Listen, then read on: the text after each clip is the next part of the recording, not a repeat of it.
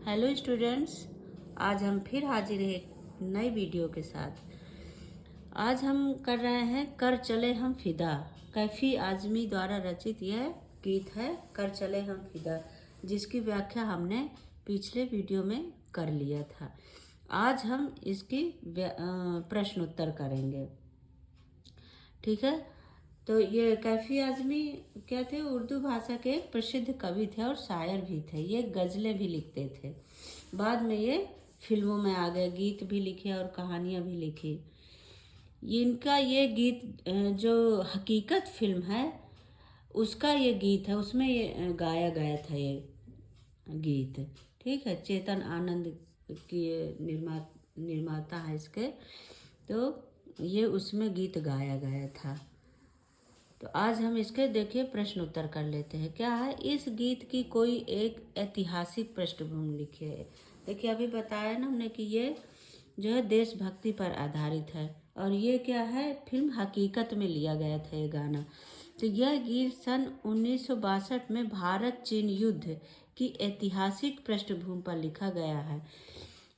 क्या हुआ था, चीन जो है तिब्बत की ओर से आक्रमण किया था भारत पर। ठीक है, कब? 1962 में। तभी उसी पर आधारित फिल्म बनी है हकीकत। उसी तरह ही सारी चीज़ों को दिखाया गया है फिल्म में। आपने शायद देखी भी हो। उसी तरह सैनिक घायल हो रहे हैं और घायल होते हुए फिर ये गाना गा रहे हैं कि कर चले हम फिदा वतन साथियों। तो ये 1962 में जो युद्ध हुआ था उसी पर ही ये फिल्म बनी है हकीकत। ठीक है, तो चीन ने तिब्बत की ओर से आक्रमण किया और भारतीय वीरों ने इस आक्रमण का मुकाबला वीरता से किया था और मार भगाया था उनको। ठीक है, जीत हासिल की थी इस युद्ध में। तो इसी तरह आपको बना के इसका लिख देना। देखिए इसकी व्याख्या आपने अगर ध्यान से सुनी होगी, पढ़ा होगा, तो अगर आपके प्रश्न उत्तर घुमा के भी वो पूछता है, कई बार घुमा के भी देते हैं, या पूरे गीत का सारांश या किसी चैप्टर थोड़ा सा लाइन 4 लाइन दे के उसका सारांश पूछ लेते हैं। तो आप इसकी व्याख्या ध्यान से देखेंगे, पढ़ेंगे, तो आप कहीं से भी वो प्रश्न पूछेगा आप बना लेंगे। ठीक है, चलिए अगला प्रश्न देखते हैं। क्या है? सर हिमालय का हमने न झुकने दिया, सर हिमालय का न हमने झुकने दिया। इस पंक्ति में हिमालय किस बात का प्रतीक है? देखिए हिमालय क्या है, भारत में जो है भारत के मान सम्मान का प्रतीक है। भारत वो हिमालय सबसे ऊंची जगह पर है। ठीक है, इसलिए इस प्रश्न में दिया है कि सर हिमालय का सर न झुकने दिया। तो हिमालय भारत के मान सम्मान का प्रतीक है। भारतीय सैनिकों ने अपने प्राणों का बलिदान देकर भी देश के मान सम्मान को सुरक्षित रखा था। ठीक है, और इसमें आप यही जोड़ सकते हैं आगे जिस अनुसार प्रश्न पूछता है कि सर हिमालय का, तो आप बता सकते हैं कि देखिए हमारे यहाँ हिमालय सबसे ऊंची जगह पर है, तो हिमालय हमारे देश की शान है। ठीक है, तो इसी की मतलब उपमा देते हुए उन्होंने अपने देश के लिए बोला है कि देश पर भी हमने आँच नहीं आने दिया। देश पर किसी का देश पर किसी को घुसने नहीं दिया। ठीक है, और तो सैनिकों ने अपने प्राण देकर भी, बलिदान देकर अपने देश की रक्षा किया और उन्हें मार भगाया। ठीक है, अगला क्या देखिए प्रश्न से, इस गीत में धरती को दुल्हन क्यों कहा गया है? क्या है? देखिए दुल्हन क्यों कहा गया, आप जैसे ही दुल्हन सुनते हैं तो आपको दिमाग में एक लाल जोड़ा आ जाता है। ठीक है, कि लाल जोड़े से दुल्हन सजी है, ऐसे है वैसे है। तो उसी तरह धरती पर जब ये युद्ध हुआ था तो बहुत से सैनिक मारे गए थे और धरती लाल हो गई थी उनके खून से। तो इसीलिए यहाँ पे ये लिखा है कि धरती को दुल्हन क्यों कहा गया है।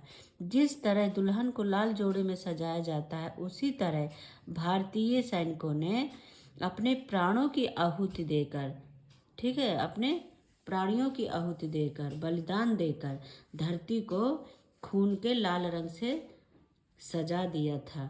ठीक है, उन्होंने अपने लाल रंग से सजा दिया था, मतलब कि उन्होंने बलिदान दिया था। इसलिए इस गीत में धरती को दुल्हन कहा गया है। ठीक है स्टूडेंट्स, तो इसमें दुल्हन क्यों कहा गया, क्योंकि दुल्हन का नाम सुनते ही हमारे दिमाग में लाल जोड़े का दिमाग में एक चित्र बैठ जाता है। तो उसी तरह जब युद्ध हुए तो इतना मतलब खून खराबा हुआ कि धरती लाल हो गई थी। अगला देखिए क्या कह रहा है। अगला प्रश्न है, गीत में ऐसी क्या खास बात होती है कि वे अपने जीवन भर याद रह जाते हैं। देखिए गीत क्या है, जैसे हम स्वर में गाते हैं, कोई देखिए कोई बात होती है, जैसे हम कोई क्वेश्चन आंसर याद करते हैं तो हमें टाइम लगता है याद करने में। ठीक है, वो हमारे दिमाग में होता है, यार पढ़ा उसको याद करना है। और जब हम कोई गाना है, आप फिल्में भी देखते होंगे तो उसमें कोई गाना होता है तो हमें बड़ी जल्दी याद हो जाता है। उसकी क्यों याद हो जाता है, देखिए गीत में क्या है, भावनात्मकता होती है, उसमें भावनाएं जुड़ी होती हैं। और संगीत होता है, एक स्वर होता है उसमें। ठीक है, सच्चाई होती है उसमें, एक कहानी मतलब एक कुछ एक सच्चाई झलकती है, किसी चीज़ की कहानी आती है। और एक लय से होता है। ठीक है, क्या होता है, एक लय से होता है वो। तो ये सारे गुण होते हैं जिसके कारण वो जीवन भर हमें याद रह जाते हैं। कर चले हम फिदा, गीत में देशभक्ति और बलिदान की भावना स्पष्ट दिखाई देती है। देखिए जैसे कि यहाँ कह रहे थे सच्चाई होती है, देशभक्ति में ये कर चले हम फिदा, जब हम गीत गाते हैं तो बिल्कुल हम क्या देशभक्ति में खो जाते हैं, उसके एक एक शब्द में हम खोते हैं और उसी तरह गाने लगते हैं तो कितनी जल्दी हमें ये याद हो जाता है ना। तो क्या है, इस गीत में देशभक्ति और बलिदान की भावना स्पष्ट दिखाई देती है, जिससे ये गीत हर हिंदुस्तानी के दिल दिमाग में छप गया है। हर किसी को ये गाना याद होगा, है ना। और जब हम ये गाना सुनते भी हैं तो आप देखते होंगे कि बिल्कुल देशभक्ति में लीन हो जाते हैं, देशभक्ति के लिए बिल्कुल एक जी हमारा भाव विभोर उठता है इस गीत को सुनकर।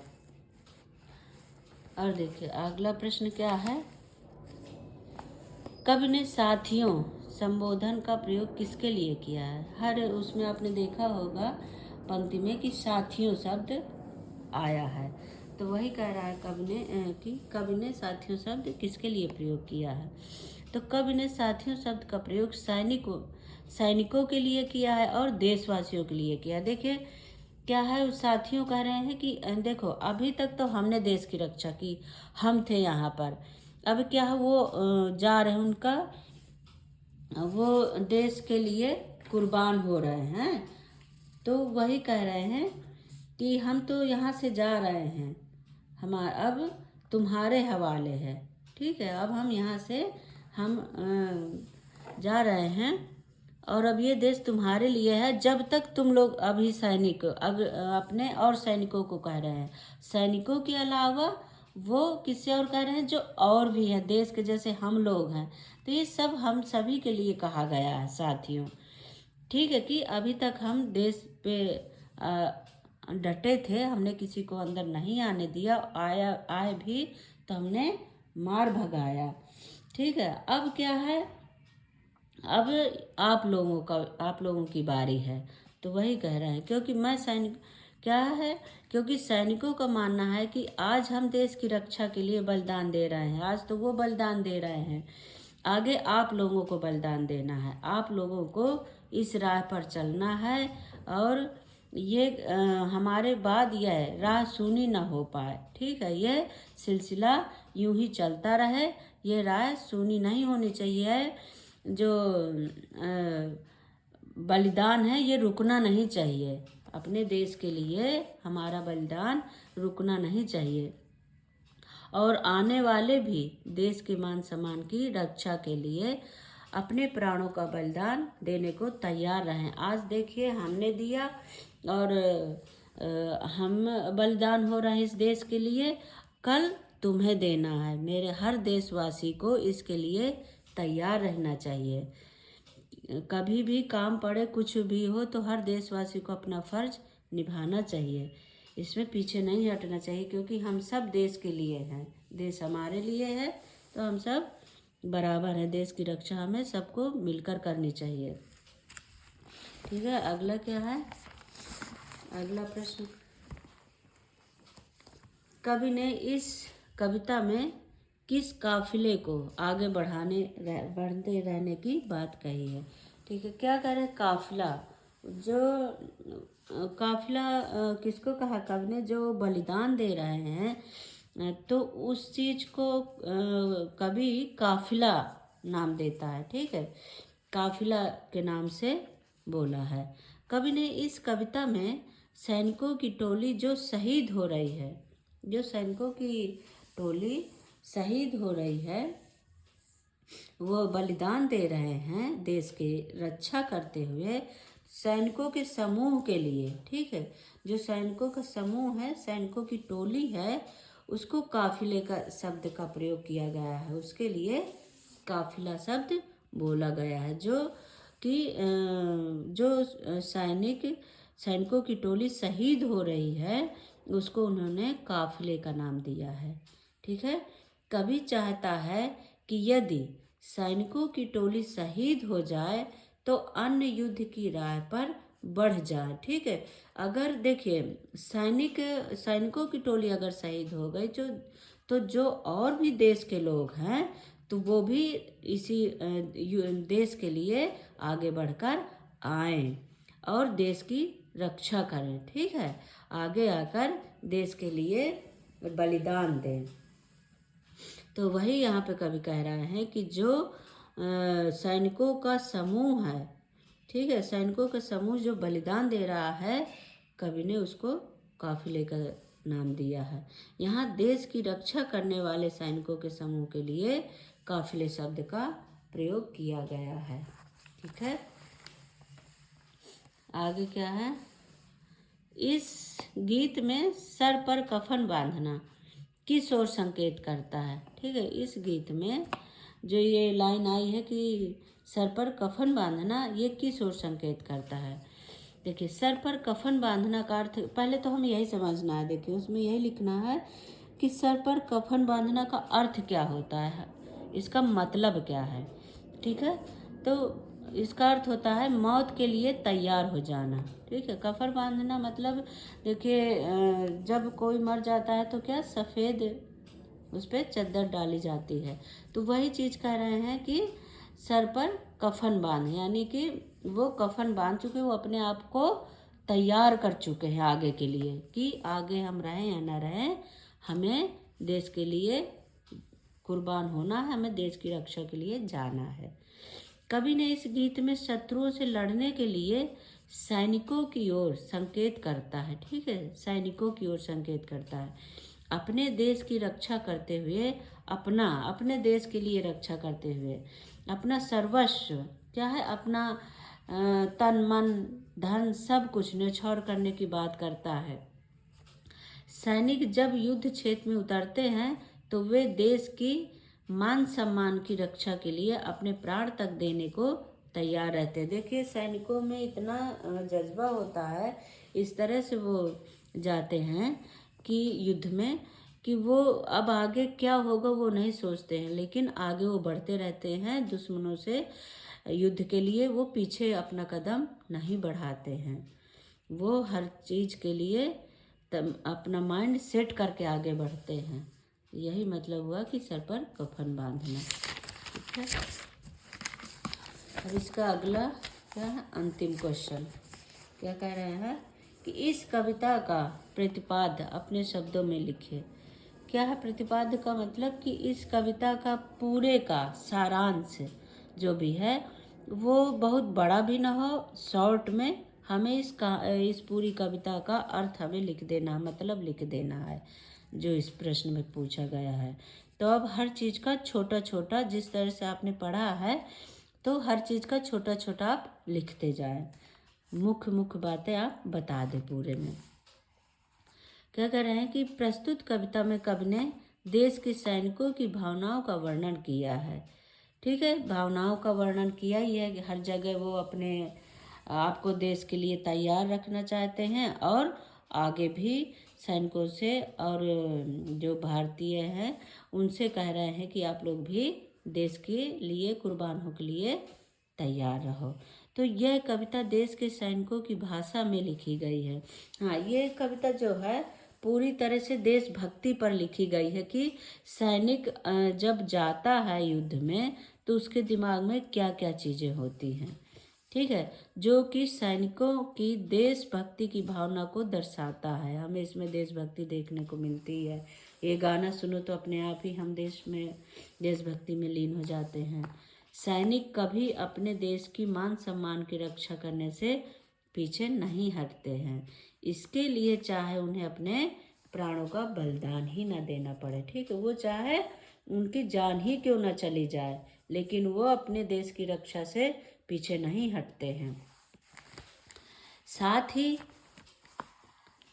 ही उन्हें आने वाली पीढ़ियों से भी यही नहीं कि जो सैनिक है वही करें, ठीक है, वो क्या क्या कह रहे हैं कि जो आने वाली हमारी पीढ़ी है, आने वाले लोग हैं, आज तो हम हैं, ठीक है, अब तक हम थे, अब ये आ रहा है, कल जो आ रहे आएंगे ये उनके लिए भी है, ठीक है। तो क्या करें, अपने देश की रक्षा के लिए डटकर मुकाबला करते रहें।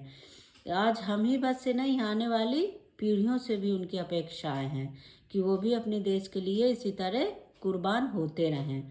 कभी भी उनके द्वारा खींची गई ये जो खून की लक्ष्मण रेखा है, जो उन्होंने अपने लक्ष्मण रेखा का मतलब यह है कि जो युद्ध में अपने धरती को उन्होंने बचाया और धरती उनकी लाल हो गई थी खून से, तो वही कह रहे हैं कि जो उनकी खून से खींची गई वो लक्ष्मण रेखा है, कभी भी दुश्मन पार न कर पाए, ठीक है। इस उम्मीद से वो देश की रक्षा का भार देशवासियों पर छोड़कर जा रहे हैं, ठीक है, कह रहे हैं हम तो जा रहे हैं पर यह क्रम टूटना नहीं चाहिए, आगे इसको तुम्हें बढ़ाना है। तो यही वो सैनिक अपने आने वाले देशवासियों से यही वो अपना चाह रहे हैं, उनकी यही अंतरात्मा बोल रही है कि यह क्रम टूटना नहीं चाहिए, जो कि देशभक्ति के लिए कुर्बानी देने का है, कुर्बानियाँ होती रहनी चाहिए और अपने देश की रक्षा हमें करते रहना है। तो बच्चों, यहाँ हमारा ये पूरा हुआ, इसके प्रश्न उत्तर आप इसको ध्यान से पढ़ें और देखिए, अगर वो क्या है कि कुछ घुमा फिरा के भी पूछते तो आपने अगर इतने बड़े ध्यान से सुन लिया है तो अब वो कैसे भी पूछे आपको इसी तरह लिख के आ जाएंगे, आप लिख लेंगे, ठीक है, इसी के अंदर से ही पूछेगा, कहीं बाहर से नहीं आता है। थैंक यू बच्चों, आप मेरी अगली वीडियो का इंतज़ार करिए। थैंक यू बच्चों, बाय बाय। आप लाइक करिए मेरे चैनल को, सब्सक्राइब करिए और अपने दोस्तों में भी शेयर करिए। ओके बच्चों, बाय बाय।